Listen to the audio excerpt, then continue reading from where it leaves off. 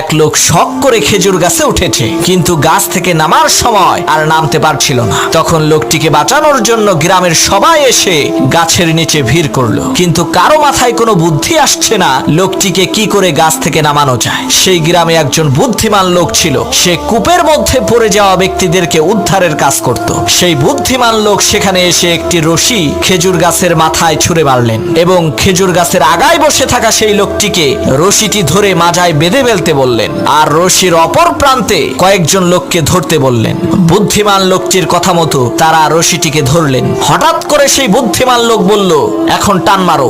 লোকেরা রশি ধরে টান দিল, সাথে সাথে সেই খেজুর গাছে থাকা লোকটি মাটিতে পড়ে মারা গেল। তখন গ্রামের লোকেরা বলল, আপনি এটা কেমন কাজ করলেন?